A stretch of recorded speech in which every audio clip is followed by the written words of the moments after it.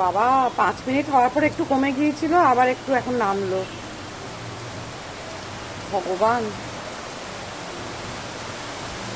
ও দারুণ দারুণ, আরো জোরে আরো জোরে আরো জোরে।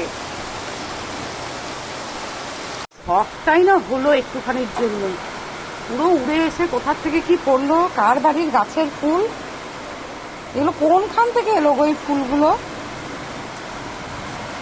আলো আসলে দেখা যাবে নিচে কি কি পড়েছে।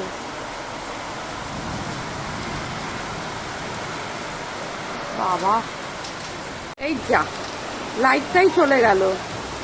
একটু যেই জোরে বৃষ্টি পড়েছে অমনি লাইটটা চলে গেল। হায় ভগবান, বৃষ্টি দেখবোটা কিভাবে। এই প্রচন্ড মানে গরমের পর এই বৃষ্টি ভালোই লাগছে, কিন্তু এত ক্ষয়ক্ষতি হবে সেটা তো বোঝাই যাচ্ছে, যা ঝড় আর যা বৃষ্টি চলছে। বৃষ্টির সাথে সাথে মানে কি বাজ পড়ছে, মানে চিন্তার বাইরে। মানে জানলার গ্লাসটাকে টেনে দিয়েছি, দিয়ে তারপর আমি ভেতর থেকে ভিডিও করছি। যাই হোক, তারপর রেখে দিলাম বাবা ভয়ের চোটে। ঝড়ের পরের দিন সকালবেলার অবস্থা, এত কৃষ্ণচূড়া ফুল। ওই যে কৃষ্ণচূড়া গাছ দূরে, দাঁড়াও তোমাদের দেখাচ্ছি, অনেকখানি দূরে পুরো ফাঁকা হয়ে গেছে, ডাল ঠাল ভেঙে গেছে, অনেক ক্ষয়ক্ষতি হয়েছে। নিচের দেখলাম জানলাও ভেঙে গেছে। আর এদিকে দেখো সব কত ফুল উড়ে এসেছে। আর ওই যে নিচে জানলা পড়ে ভেঙে গেছে, কার কে জানে। এই যে গাছগুলো দিনের বেলা দেখো কিভাবে ভেঙে পড়েছে। একটা কলা গাছ ওই বাড়ি গিয়ে পড়েছে বড়, একটুর জন্য গাড়িগুলো ওদের বেঁচে গেছে, গাড়িগুলোর ওপর পড়েনি। কি অবস্থা। কি সুন্দর টাইম ফুলটা ফুটেছে দেখো, কালারটা দারুণ। সকালবেলায় সব কাজ সেরে একটু বেরিয়েছি, দেখছি কি যে একটা ওই কর্পোরেশনের জলের গাড়ি, ওই দেখো জলগুলো স্প্রে করতে করতে যাচ্ছে। আমার মনে হয় ওই রাস্তার মধ্যে যে গাছগুলো থাকে না দুদিকে বা মাঝখানে, সেই গাছগুলোতে দেওয়ার জন্যই এইভাবে যাচ্ছে। আমরা ঠিক পিছন দিকেই ছিলাম, বললাম না আজকে তো বেশ ওয়েদারটা ঠান্ডা ঠান্ডাই। বাদে এই রুবির মেট্রোটা দেখা পেলাম না, এটা ট্রায়াল দিচ্ছে বেলেঘাটা টু রুবি।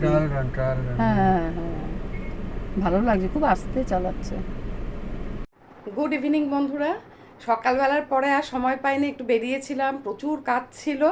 এখন সন্ধেবেলা তোমাদের সামনে আসলাম, সেজেগুজে আসলাম, কারণ এখন লেবু আনতে যাচ্ছি। কালকে প্রচণ্ড ঝড় বৃষ্টিতে ননদের বাড়ির লেবু গাছ থেকে প্রচুর লেবু পড়েছে, জানি না গাছটা ঠিক আছে কিনা, চলো গিয়ে না হলে দেখাবো। তা সকালবেলা ফোন করেছিল নিয়ে আসার জন্য, তা আমরা ছিলাম না বলে আমরা বলছি সন্ধেবেলা একদম একটু গল্পও করতে যাব, আড্ডা গল্প যাই বলো না কেন, একটু ওখানে চাও খাবো, চা না খেয়েই যাচ্ছি ননদের বাড়িতে। রাস্তার বাড়ির থেকে বেরোবো, গলিটার ওই পারেই ননদের বাড়ি, তার জন্য কিন্তু এত সাজুগুজু করেছি। যাই হোক, বেরোনো তো হয় না, চলো ননদের বাড়ি লেবু আনতে যাচ্ছি। লেবু কুড়াতে পারলে আরও ভালো লাগতো, আম লেবু, কার বাড়িতে কলা পড়েছে, নারকোল পড়েছে। কলা গাছে অবশ্য আমাদের কালকে যে দেখিয়েছি সামনে, সেই কলা গাছগুলোয় কলা ছিল না এবার। তা এখন তো এই ঝড়ে সবাই কুড়াতে যায়, যাই হোক কুড়াতে পারলাম না। ননদাই কুড়িয়ে, ননদ আর ননদের হাজব্যান্ড কুড়িয়ে টুড়িয়ে রেখে দিয়েছে। আমরা যাচ্ছি, গিয়ে নিয়ে আসি, ডাল দিয়ে মাছের ঝোল দিয়ে খাবো, চলো দেরি করবো না। দেখো ছাতা নিতে বলছে, কিছুতেই নেবে না, না বলে কি রাস্তার এই তো এইখানে বাড়ির থেকে নেমেই তো বেরোবো, ওদের বাড়ির থেকে নাহলে ছাতা আনবো। 8টা 10 থেকে আজকে হওয়ার কথা, 8টা 10 থেকে না, 8টা 10-এর পরে ও 8টা, হ্যাঁ 2-3 ঘন্টা ধরে বলে ঝড় বৃষ্টি, তারপর বজ্রপাত সব কিছুই হবে বলছে। যাই হোক, আমরা তো আড্ডা মারতে যাই, দূর ভিজতে ভিজতে এইটুকুন তো লাফ দিয়ে চলে আসবো। চলো। আর ভয় লাগে কি বলো তো, লোডশেডিং হলে পরে আবার এই গেলোটা।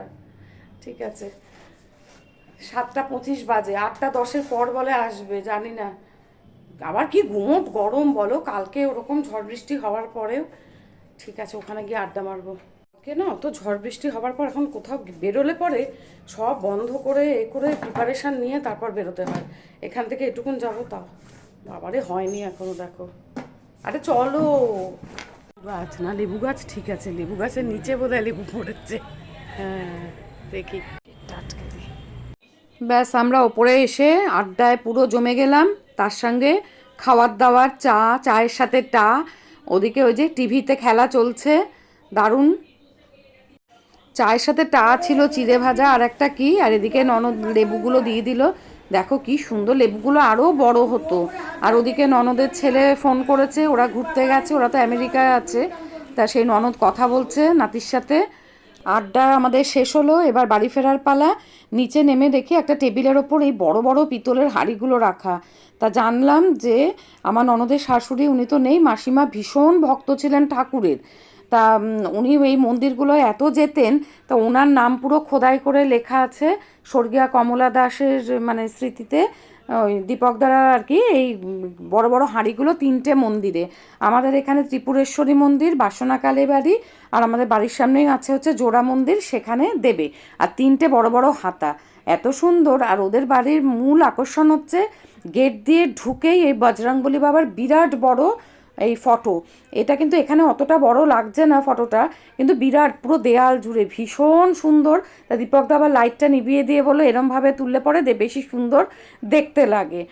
চলো এবার ওদের লেবু গাছটার হালটা কি দেখাই।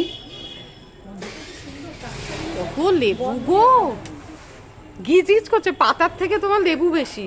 কত লেবু পড়ে গেছে না রে ভাবো। হ্যাঁ পড়া লেবুগুলো পড়ে গেছে।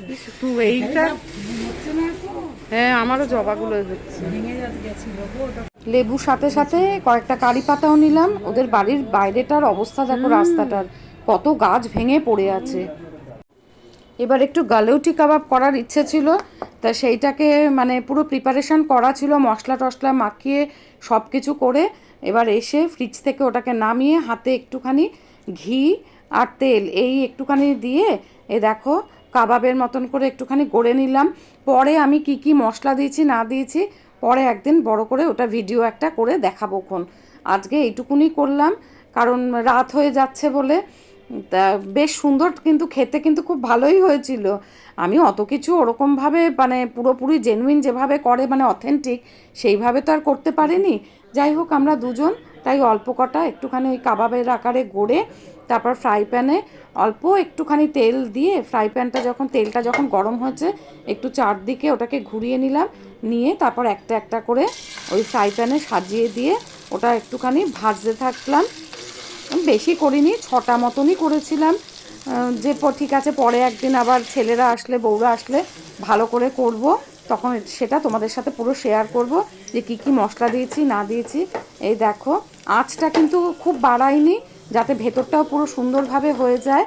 আর উল্টে উল্টে মানে দিলাম, দেওয়ার পরে একটুখানি খুন্তি দিয়ে চেপে চেপে দিয়ে হয়েই গেছে। বেশিক্ষণ লাগে না, কিন্তু ওটাকে ম্যারিনেট করে মশলাগুলো দিয়ে মাখতেই যা আর কি সময় লাগে। তারপর রেখে ফ্রিজে রেখে দিলাম, যখন দরকার হলো তখন একটু একটু ভেজে নিলাম। এই এই আমার হয়ে গেল কাবাব। তোমরা সবাই ভালো থেকো, টাটা।